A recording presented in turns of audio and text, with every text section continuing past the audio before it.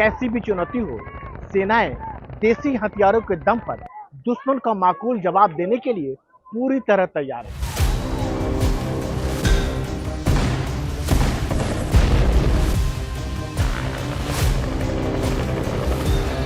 60 के दशक में जब इंडियन एयरफोर्स में मिग को शामिल किया गया तो पूरी दुनिया में इसके टक्कर के गिने चुने फाइटर प्लेन थे।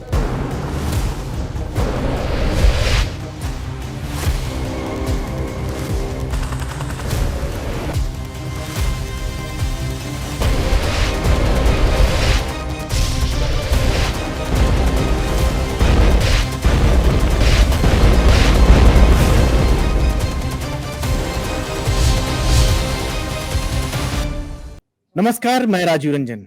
वतन के रखवाले में आपका स्वागत है। आज बात जम्मू कश्मीर की। विधानसभा में विशेष दर्जा को लेकर प्रस्ताव पास होता है और हंगामा आर्टिकल 370 के नाम पर होता है, जबकि प्रस्ताव में कहीं भी 370 का जिक्र नहीं है। वहीं जम्मू कश्मीर में आतंकी घटनाएं थम नहीं रही है। श्रीनगर शहर में 2.5 से 3 साल बाद इनकाउंटर का दौर लगता है फिर से शुरू हो गया है। डोडा में भी बीडीसी मेंबर की हत्या होती है, इनकाउंटर भी शुरू हो गया है। यह बात किसी से छुपी हुई नहीं कि जम्मू कश्मीर एक बॉर्डर स्टेट होने के साथ साथ संवेदनशील राज्य भी है। इन्हीं सारे मुद्दों पर बात करने के लिए हमारे साथ दो खास मेहमान हैं। जम्मू कश्मीर पुलिस के डीजीपी रहे एसपी वैद और वरिष्ठ पत्रकार अरुण जोशी। जोशी जी, पहला सवाल हम आप ही से शुरू करते हैं कि जब विधानसभा में प्रस्ताव पारित होता है और उसको लेकर इतना बवाल होता है, देश भर में चर्चा हो रहा है, आखिर ये प्रस्ताव आखिर था क्या? अगर बात करें उसमें जैसे कहा जा रहा है कि स्पेशल स्टेटस की बात की गई थी, 370 का कहीं कोई जिक्र नहीं है, लेकिन हर जगह 370 पक्ष में विपक्ष में। देखिए, उसमें दो चीजें हैं कि जो प्रस्ताव आया है उसमें आर्टिकल 370 का जिक्र तो नहीं है, कोई मेंशन नहीं है, लेकिन जो इंटेंशन है वो आर्टिकल 370 की स्पिरिट को इन्वोक करने की है। Special status, cultural identity, dignity, लेकिन ये थोड़ा सा डिफरेंट इस कारण से है कि इसमें उन्होंने कहा है कि जो भी मैकेनिज्म होगा वो डायलॉग के जरिए होगा, इलेक्टेड रिप्रेजेंटेटिव्स के जरिए होना चाहिए, जिसमें नेशनल यूनिटी और legitimate aspirations of the people of Jammu and Kashmir should be accommodated. तो उसमें वो 370 की भावना तो है, लेकिन उससे बढ़कर भावना ये है कि किसी प्रकार से हमको स्टेटहुड दे दीजिए और कुछ गारंटीज दे दीजिए जॉब्स और लैंड की, जो कि बाकी उत्तराखंड में भी हैं, हिमाचल में भी हैं, नॉर्थ ईस्ट में भी हैं। ये बात समझने की है कि इंटेंशन क्या है। उसको बवाल, ये कोई हिंदू मुसलमान आर्टिकल 370 कभी ना हिंदू रहा था ना मुसलमान रहा था, बिल्कुल ना ये एक सिचुएशन थी जिसमें ये पैदा हुआ था।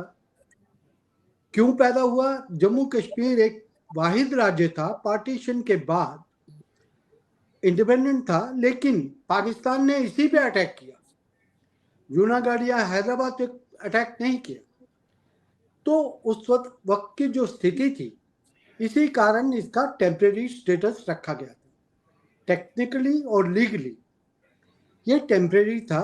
उस हिसाब से जब 5 अगस्त 2019 को इसको हटाया गया तो उसके दो मायने थे कि ये टेम्परेरी है, इसलिए it has outlived it's life, इसका जीवन समाप्त हो चुका है, तो इसे हटाया जाए। और आर्टिकल 370 को जो हटाने की प्रक्रिया हुई वो भी आर्टिकल 370 के जो क्लासेस हैं, जो प्रेसिडेंट को इख्तियार देती हैं कि आप ऐसा कर सकते हैं, तो उस क्लास के तहत हुआ था।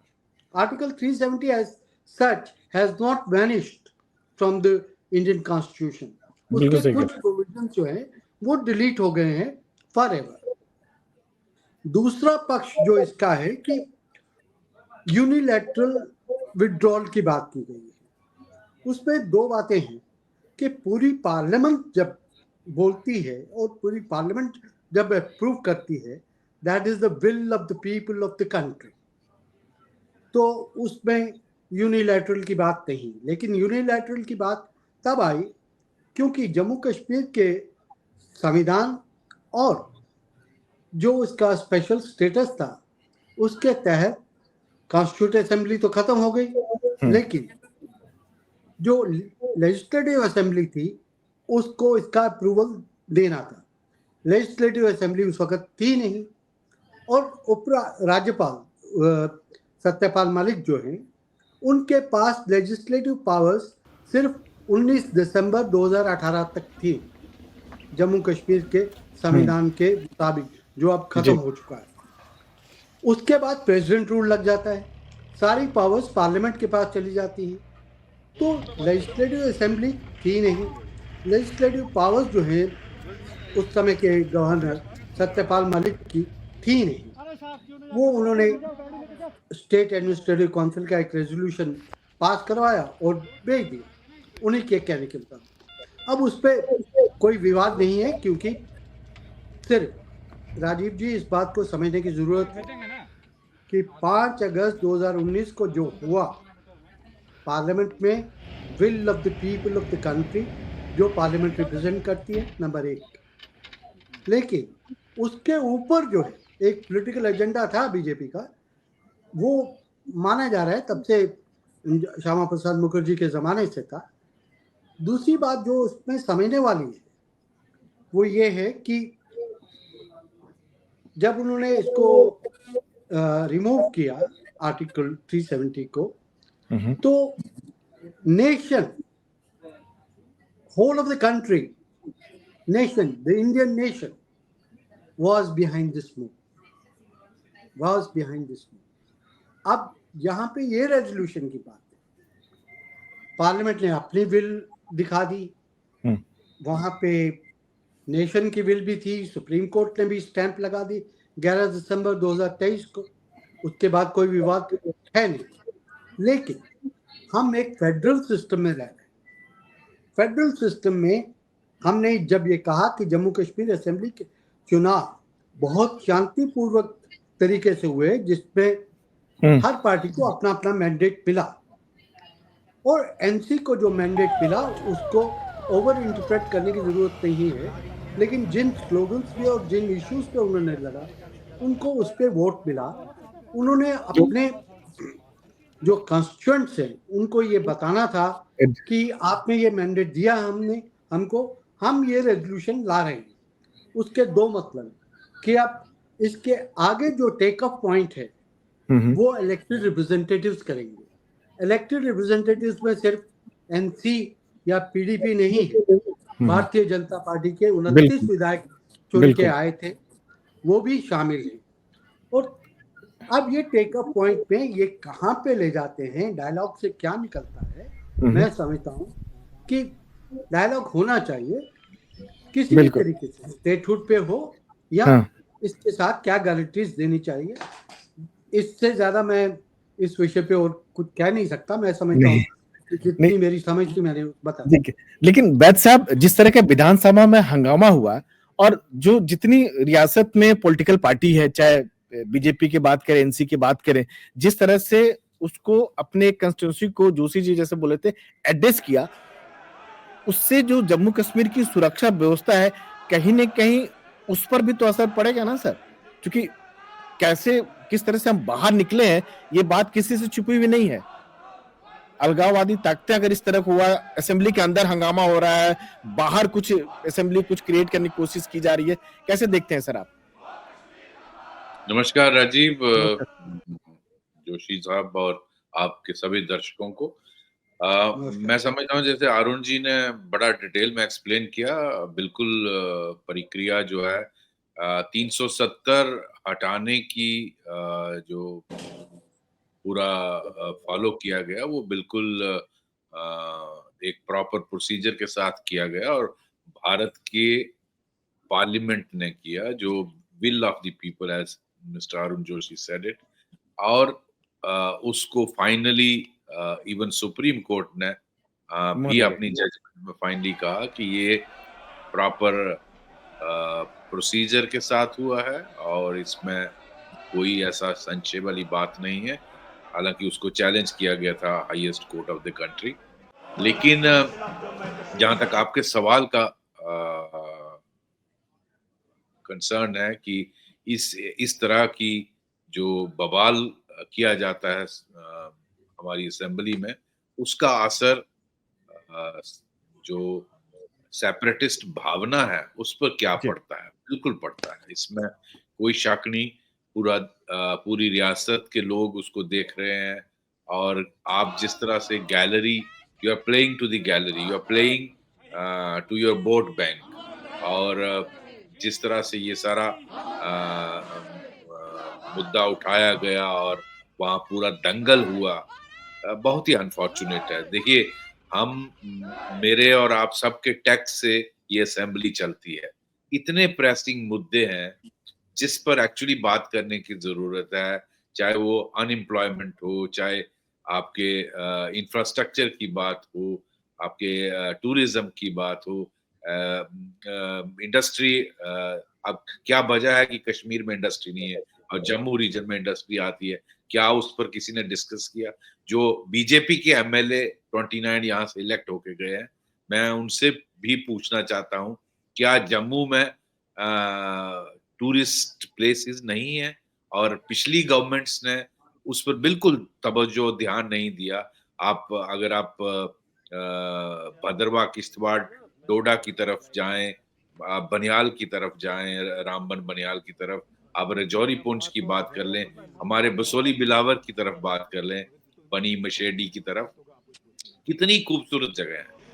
उनमें बेसिक इंफ्रास्ट्रक्चर नहीं है, रोड्स नहीं है, रहने की जगह नहीं है, और इतना पोटेंशियल है।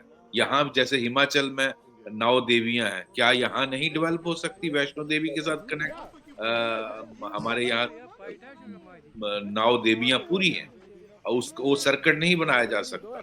अब जो इतने 1 करोड़ प्लस यात्री आते हैं वैष्णो देवी के, उनको आप डिस्पर्सल नहीं कर सकते। लेकिन उस पे किसी को कंसर्न नहीं है। Ultimately everyone is playing to the gallery, to the vote bank, और इन चीजों से अल्टीमेटली आप जो सेपरेटिस्ट भावना है वो भड़कती है। अल्टीमेटली इसका असर ग्राउंड सिचुएशन पे होता है, रादर देन कैशिंग ऑन जो 5 अगस्त 2019 में किया गया। और उसके बाद इसमें कोई शक नहीं कि कश्मीर रीजन में बहुत इंप्रूवमेंट हुई, काफी जो इकोसिस्टम बैद साहब, जो अलगाववादी ताकतों को जो हवा मिलती है, तो कहीं ना कहीं उसका असर तो आतंकवादी घटनाओं पर भी तो पड़ता है ना सर? नए आतंकी तैयार होते हैं या उस तरह से घटनाएं बढ़ती, इजाफा होता है। बिल्कुल पड़ता है, और इसी का नतीजा है जो आप देख रहे हैं। आप देखिए किस तरह की हालात बन रहे हैं। वो कंसर्न होना चाहिए था इलेक्टेड रिप्रेजेंटेटिव्स का कि अगर वारदातें हो रही हैं, पहले आपने देखा असेंबली इलेक्शन से पहले जम्मू रीजन में एकदम स्पर्ट देखी, और जिस दिन प्रधानमंत्री शपथ ले रहे थे, किस तरह शिवखोड़ी के यात्रियों की बस पर अटैक हुआ। उसके बाद हर डिस्ट्रिक्ट जम्मू रीजन के, रजौरी पुंछ के बाद हर डिस्ट्रिक्ट में उस टेरर इंसिडेंट हुए, और उस वक्त लगता था कि पता नहीं असेंबली इलेक्शन पीसफुली होगी कि नहीं होगी। वो भी हुई और पीसफुली हुई बिना इंसिडेंट के। लेकिन एकदम जैसे ही पॉलिटिकल गवर्नमेंट उमर अब्दुल्ला की टेक ओवर की, एकदम स्पर्ट आप कश्मीर में भी देख रहे हैं, क्योंकि वहां भी इन्फिल्ट्रेशन हुई है। और जब इस तरह के सीन असेंबली में देखे जाते हैं तो उसका असर साइकी में पड़ता है, और वो यंग बच्चे जो देख रहे हैं, लोगों में वो भावना आती है कि क्या हमारे साथ गलत हुआ है, क्या हमको ये जो एमएलए स्पीचेस दे रहे थे और ये तमाशा कर रहे थे। तो मैं समझता हूँ ये नेगेटिव पॉलिटिक्स जो खेला जा रहा था, जो कॉन्स्टिट्यूएंसी को करने का, उसके बजाय कंस्ट्रक्टिव काम किया जाता कि जो 90% काम हुआ है कश्मीर में हालात को बेहतर लाने में, किसी भी पैरामीटर से देखिए, तो उसको आगे हम कैसा ले जाएं और किस तरह से इसको बिल्कुल टेररिज्म को हम पूरी तरह कंट्रोल करें और कश्मीर में हालात बिल्कुल बेहतर हों, और जम्मू में भी क्या क्या और करने की जरूरत है वो उस तरफ काम करने की जरूरत है, और किस तरह से हम सेंट्रल गवर्नमेंट और लेफ्टिनेंट गवर्नर का हाथ बटा सकें, ये प्रायोरिटी होनी चाहिए थी। क्योंकि अगर हालात ठीक रहेंगे तो डेवलपमेंट होगी तो आपका टूरिज्म चलेगा, बाकी इंडस्ट्री चलेगी, हैंडीक्राफ्ट चलेंगे। तो ये मुमकिन तभी है जब जम्मू कश्मीर के हालात बेहतर हों। मैं समझता हूँ इस पर कोई दूसरी राय नहीं है कि ऐसे सीन्स का असर जो है कश्मीर की साइकी में, जो पहले फिर एक भावना 75 साल में पाल के रखी कि आप भारत से आए हैं, जब आप जाते हो आपको यही पूछा जाता है आप कहाँ से आए, भारत से आए हैं, as if Kashmir is different. Now 370 हटने के बाद वो इंटीग्रेशन कंप्लीट हुई है और अब ऐसा सवाल वहां कश्मीर के लोग नहीं उठाएंगे और उसका बहुत साइकी पर इम्पैक्ट पड़ता है। लेकिन जोशी जी, यहाँ बैद साहब की बात को मैं आगे बढ़ाऊंगा कि आर्टिकल 370 का अब लागू होना जम्मू कश्मीर में लगभग नामुमकिन है। सुप्रीम कोर्ट भी इस बात को कह चुका है, पार्लियामेंट भी कह चुका है, लेकिन उसके बावजूद सियासत के लिए हवा दिया जा रहा है। एक जम्मू कश्मीर जो बहुत ही सेंसिटिव स्टेट है, 2019 के पहले जो पत्थरबाजी या टेररिस्ट रिलेटेड इंसिडेंट होता था या पैसे जो वहां पर आते थे, ये बात किसी छुपी हुई नहीं है। तो आखिर क्यों इसको हवा दी जा रही है? जो पहले से ही माहौल खराब है, क्यों नहीं मिलकर बात होती कि यहाँ के माहौल को बेहतर किया जाए, अपने अपने गोल को थोड़े पल के लिए एड्रेस ना करें? राजीव जी, आप ठीक कह रहे हैं, लेकिन इसमें दो चीजें समझने वाली हैं कि जिस हंगामे की आप बात कर रहे हैं, हम आपस में मिलकर बातचीत कर रहे हैं। जो बात बीजेपी के लेजिस्लेटर्स ने बाहर आके प्रेस कॉन्फ्रेंस में कही, जो आर्गुमेंट्स दिए, वो असेंबली में दे सकते थे और बड़े पावरफुल, जैसे वैद साहब ने बताया, शांति आई है 2019 के बाद। आपको कोई ये नहीं पूछता कि आप हिंदुस्तान से आए हैं, ऐसा कुछ नहीं। और लोगों में कॉन्फिडेंस आया है, सेल्फ कॉन्फिडेंस आया है अपनी लाइफ में कि उनके बच्चे स्कूल जा सकते हैं, ऑफिस में लोग जा सकते हैं, लोग अपनी जिंदगी को देर रात तक गुजार सकते हैं, उसमें कोई शक नहीं है। मैं ये समझता हूँ कि अगर एनसी ने अपनी कॉन्स्टिट्यूएंसी को कैटर किया है तो बीजेपी ने जिस ढंग से किया है वो बचकाना है।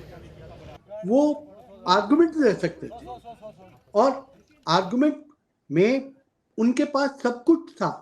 जो गृह मंत्री ने बार बार कहा है, प्राइम मिनिस्टर ने बार बार कहा है, उन्हीं बातों को दोहरा देते, घंटे 2 घंटे की बहस हो जाती, बात खत्म हो जाती। अब ये है कि जो खतरा नजर आ रहा है कि जम्मू वर्सेस कश्मीर जो बन रहा है इशू, वैद साहब ने सब कुछ देखा हुआ है, 90 से देखा हुआ, अर्ली 90 से लेट 1980 से देखा हुआ है कि कैसे एक छोटी सी चीज, चिंगारी जो है, वो भड़क जाती है और एक बहुत बड़े माहौल खराब हो जाता है, डिस्ट्रक्शन का रूप ले लेती है। मैं वैद साहब को याद दिला दूं, और उन्हें तो खुद मालूम है 2016 में क्या हुआ। उसके बाद हम जो संभले हैं उसको संभले रहना चाहिए। और ये बात बिल्कुल ठीक कही इन्होंने कि जब तक शांति नहीं होगी, आपकी डेवलपमेंट नहीं होगी, आपकी इंडस्ट्री नहीं होगी, आपकी एम्प्लॉयमेंट नहीं होगी, आपको कुछ नहीं हो सकता। यही बात कल चीफ मिनिस्टर उमर अब्दुल्ला ने परसों यानी कि फ्राइडे को अपनी स्पीच में कही कि हमें पीस चाहिए और पीस के लिए 2 चीज़ें ज़रूरी हैं। कहीं तो डंडा भी चलाना है आपने और बिल्कुल कहीं पे आपको डायलॉग भी करना है। तो उन्होंने जो कहा पीस इन पार्टनरशिप। और दूसरा इशू जो है, मैं समझता हूँ कि लेफ्टिनेंट गवर्नर मनोज सिन्हा ने स्थिति को पूरी तरह से अच्छी तरह से समझा है। उनका टेररिज्म पे बड़ा क्लियर स्टैंड है, 0 टॉलरेंस टुवर्ड्स टेररिज्म। और टेररिज्म सिर्फ टेररिस्ट को किल करने के लिए नहीं है, इकोसिस्टम पे भी अटैक है उनके टेररिज्म के। तो मैं ये समझता हूँ कि लेफ्टिनेंट गवर्नर और चीफ मिनिस्टर की गवर्नमेंट, जिसके पास ना पुलिस की पावर्स हैं ना सिक्योरिटी फोर्सेस को डायरेक्ट कर सकते हैं, वो सिर्फ अपील कर सकते हैं। इनको मिल बैठ के before the partnership of peace revolves down to, cutlets down to people and security forces, I think it's important that Raj Bhavan and Chief Minister's Secretary, they also come together and devise a partnership in which terrorism can be fought. लेकिन वैद साहब, जम्मू कश्मीर की बात करें तो आतंकी घटनाएं थम नहीं रही है। अभी जब हम रिकॉर्ड कर रहे हैं तो श्रीनगर में भी इनकाउंटर हो रहा है, किश्तवाड़ में भी इनकाउंटर हो रहा है। इससे पहले कर बात करें, सोपोर में 2 दिन के अंदर 3 आतंकी मारे गए, बीडीसी मेंबर को भी यहाँ मार दिया गया। डोडा की बात करें तो आतंकी घटनाएं थम नहीं रही, हालात और बद से बदतर नजर आ रहे हैं। राजीव, इसमें कोई शक नहीं कि आतंकी घटनाएं बढ़ी हैं, और जैसे मैं पहले कह रहा था, जब सिक्योरिटी ग्रिड कश्मीर में 370 के बाद स्ट्रांग हुई, उसके बुरहान वानी, अगर जो पहले मैं उसको टच करूंगा जो जोशी साहब कह रहे थे, क्योंकि वो जिम्मेवारी भारत सरकार ने मेरे कंधे पे डाली थी जब पोस्ट बुरहान वानी सिचुएशन थी। एक दिन में 60 जगह पे पत्थरबाजी होती थी और 50-60 जगह पे एक जगह पे 20-30 पुलिस वाले और सीआरपी वाले जख्मी होते थे। इतनी बुरी हालत थी और कोई एरिया नहीं था जहां लोग बाहर नहीं आते थे और बवाल मचाया हुआ था। किस तरह से उस सिचुएशन को आहिस्ता आहिस्ता कंट्रोल में लाया और टेररिस्ट रैंक इतने बढ़ गए कि जो नंबर 200-250 होता था वो हजारों में चला गया। और तभी अगर आपको याद होगा, ऑपरेशन ऑल आउट हमने स्टार्ट किया 2017 में, कि जो आर्मी और सीएपीएफ की सुपीरियर टैक्टिकल एंड वो पावर है उसका इस्तेमाल किया जाए और जेएनके पुलिस का ग्राउंड कनेक्ट। मैं वही बात अब यहाँ कहना चाहता हूँ, इसको मैं इसलिए टच कर रहा था कि जैसे जो साहब कह रहे थे बिल्कुल सही, कि जो चूंकि पुलिस पावर इनके पास नहीं है, जब तक फुल स्टेटहुड नहीं आता, वो law and order and security and police is with lieutenant governor under ministry of home affairs directly. तो अगर रिस्पॉन्सिबल तरीके से ये गवर्नमेंट बिहेव करे तो मैं अगर इनकी जगह होता तो मेरा ये अप्रोच रहता कि आपका जो ग्राउंड कनेक्ट है, बिकॉज आपके एमएलए इलेक्ट होके आए हैं हर कॉन्स्टिट्यूएंसी से, उनको हो ही नहीं सकता कि ग्राउंड इंफॉर्मेशन ना हो।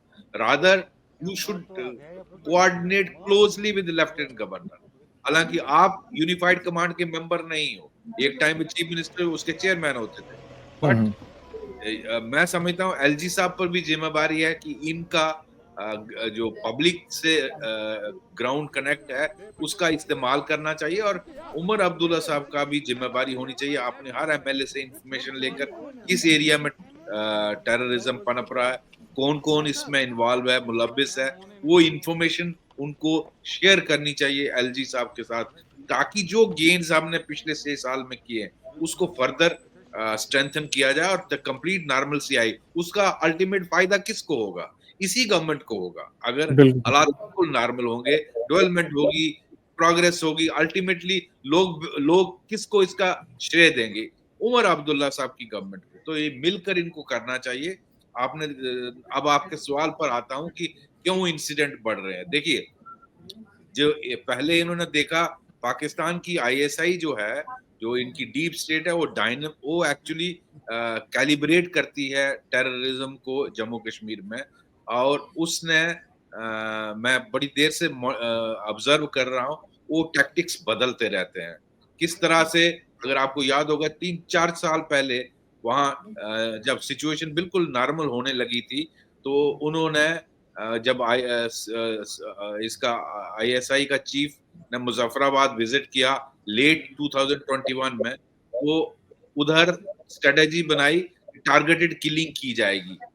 आपने देखा कश्मीर में स्टार्ट हुआ था, 2 लड़के जाते थे पिस्टल के साथ, किसी लेबर को हिट कर दिया, किसी कश्मीरी पंडित को, टीचर को, रेडी वाले को, आउटसाइडर को, तो ये स्टार्ट हुआ, उसको दबोचा। उसके बाद उन्होंने देखा कश्मीर में सर उठाना मुश्किल हो रहा है, तो जम्मू रीजन के उन्होंने जो ऑब्जर्व किया कि यहाँ जो सिक्योरिटी के गैप्स हैं, बिकॉज यहाँ से फोर्सेस, जब इंडो चाइना प्रॉब्लम हुई तो वहाँ फोर्सेस चली गई, काफी आरआर यूनिट चले गए, सीएपीएफ भी विड्रॉ हो गई, हमारी एसओजी ढीली पड़ गई, बीडीसी ढीली पड़ गई, तो उन्होंने सिक्योरिटी गैप्स का एडवांटेज लेके रजौरी पुंछ को पहले टारगेट किया। आपने देखा किस तरह अटैक्स हुए 2-2.5 साल में रजौरी पुंछ में, काफी आर्मी की कैजुअलिटीज हुई और वीडीसी पर हमला हुआ। उसके बाद जब प्रधानमंत्री शपथ ले रहे थे, किस तरह उससे टाइमिंग करके वो यात्रियों की बस को हिट किया और फिर जम्मू रीजन के हीरानगर, मशेडी, बिलावर, आपके बसंतगढ़, उधमपुर, डोडा, वहां सारे ये एनकाउंटर हुए और हालात एकदम जो डर का माहौल नहीं था पार्लियामेंट इलेक्शन में, वो चाहते थे कि असेंबली के इलेक्शन में पैदा किया जाए, लेकिन ऐसा हुआ नहीं। जिस तरह 60-65% पोलिंग पार्लियामेंट में हुई, उसी से बढ़कर 65% पोलिंग असेंबली में हो और लोग बिना डर और खौफ के, जो पिछले 30-35 सालों में नहीं देखा गया पोलिंग की, ये पाकिस्तान को बर्दाश्त नहीं हो सकता। उनके पेट में ये दर्द होगी, बिकॉज अपने लोगों को तो वो डेमोक्रेसी अलाउ नहीं करते। और आज इंटरनेट का जमाना है, वहां के लोग सब यहाँ देख रहे हैं क्या हो रहा है और यहाँ के उधर देख रहे हैं क्या हो रहा है, वहां आटे की बोरी के लिए तरस रहे हैं।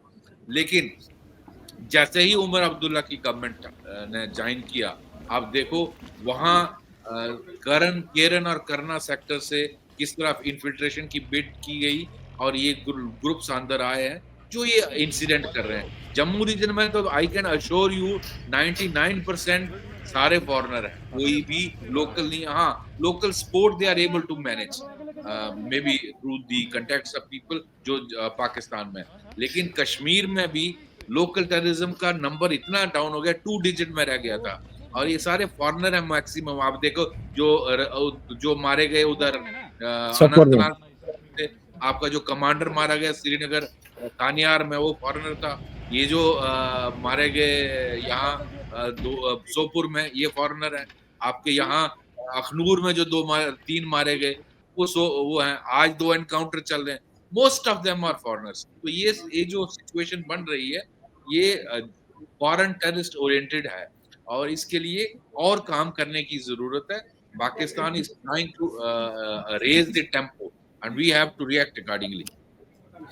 तो जोशी जी, आपने तो आतंकवाद के कई दौर देखे हुए हैं, केवल शुरू से हम भी सुनते आ रहे हैं, 20-25 साल से हम भी वहां जेएनके को देख रहे हैं, आप तो और कई सालों से देख रहे हैं, 90 के दशक भी आपने देखा हुआ है टेररिज्म का। तो केवल यह कह देना कि केवल पाकिस्तान है और पाकिस्तान सपोर्ट कर दे रहा है, तो ये हम बच नहीं सकते हैं, मतलब जिम्मेदारी से लगातार आप देख रहे हैं। तो ये कौन सा आतंकवाद का दौर, कैसे देखते हैं आप? क्या हालात सुधरे हैं या कुछ उसमें एक अलग चीजें निकल के आ रही है?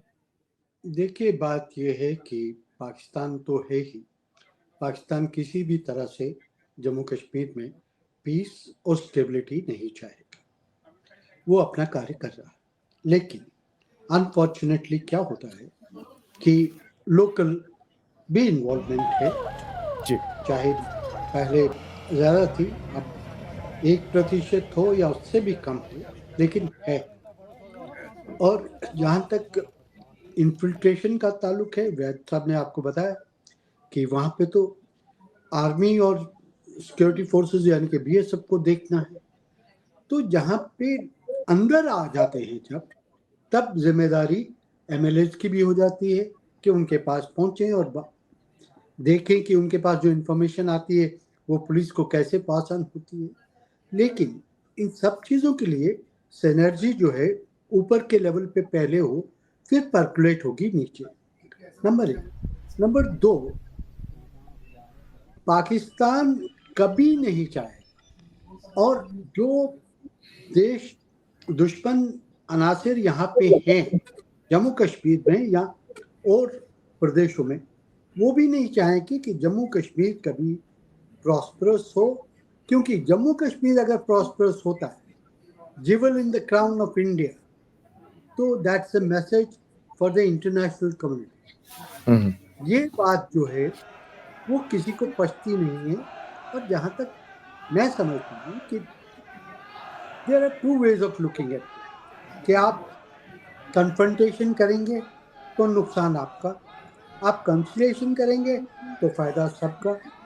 और इसमें कोई प्रेस्टीज या ईगो पे बैठने की जरूरत नहीं है।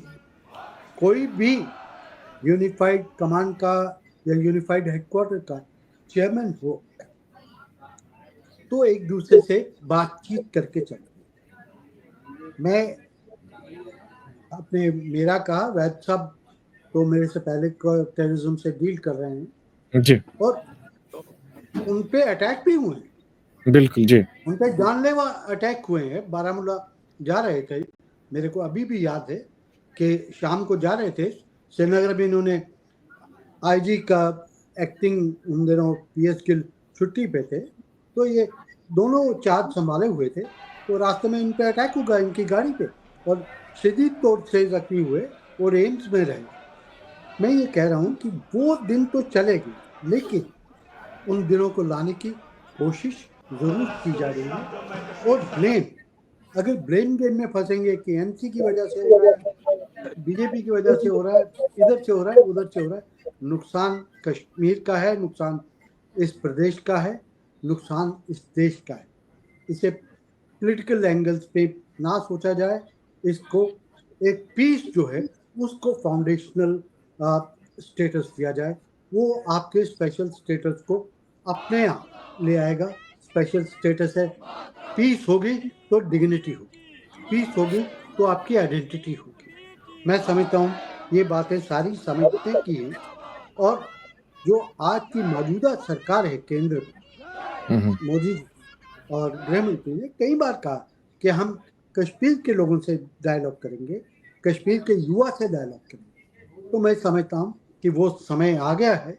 और जबकि इलेक्टेड गवर्नमेंट है, वहाँ इलेक्टेड गवर्नमेंट के साथ बाकी इलेक्टेड रिप्रेजेंटेटिव्स हैं, बीजेपी के भी हैं, तो उन सब से मिलके बात की जाए, एक कंसल्टेशन प्रोसेस स्टार्ट हो जिसमें सिविल सोसाइटी और जो सिक्योरिटी एक्सपर्ट्स हैं, वैद साहब जैसे, वैद साहब ने तो पूरा एक समय देखा है, एक एज देखी है वहाँ पे।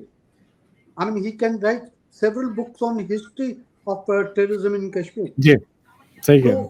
उनको साथ में लिया जाए, एक्सपर्ट्स की राय ली जाए, सिविल सोसाइटी को इन्वॉल्व किया जाए, क्योंकि ये मामला सिर्फ सिक्योरिटी फोर्सेस और टेररिस्ट का नहीं है। तो वैद साहब क्या मान के चले कि दोनों हित की बात कर, अलग अलग जो घड़ा है, बात करें एक साथ मिल बैठकर जो है जम्मू कश्मीर के हित को लेकर बातचीत करें, आपसी मतभेद को पीछे छोड़ दें, तो कुछ समाधान निकल सकता है। आतंक की जो एक नई परिभाषा गढ़ने की कोशिश की जा रही है, एक नई तरह के आतंकवाद को फिर से बढ़ावा देने की कोशिश की जा रही है, उस पर एक काबू पाया जा सकता है। सर मिलके चलें, आपसी मतभेद को पीछे छोड़ दें।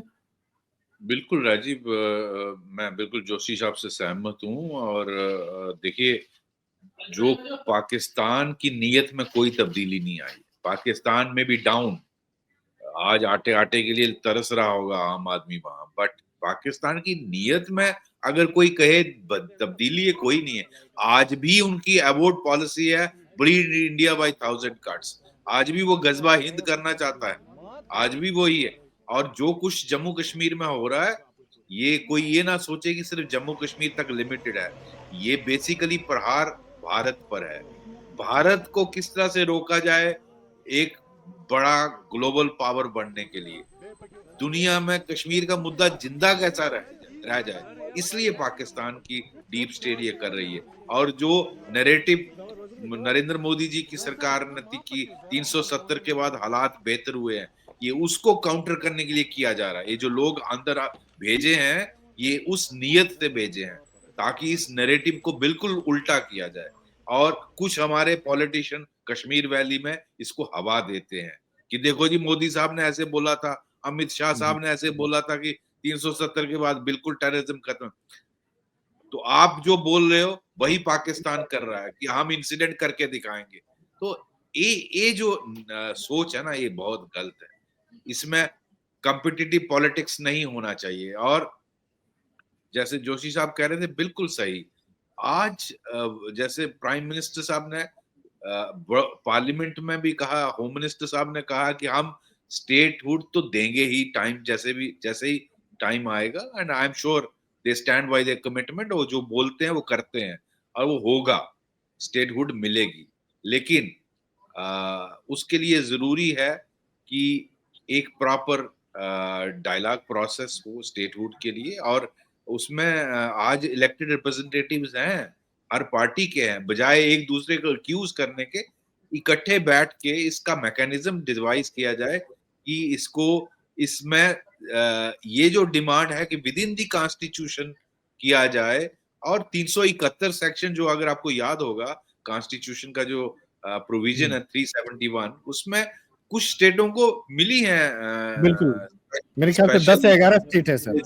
तो उस तरह का कुछ मैकेनिज्म कंसीडर किया जा सकता है जम्मू कश्मीर के लिए भी, as far as land protection is concern, job protection is concern, और वो मेरे ख्याल कॉमन पॉपुलर सेंटिमेंट भी है even in Jammu region. I think Joshi Saab will bear me out. Even in Jammu region, that sentiment is there.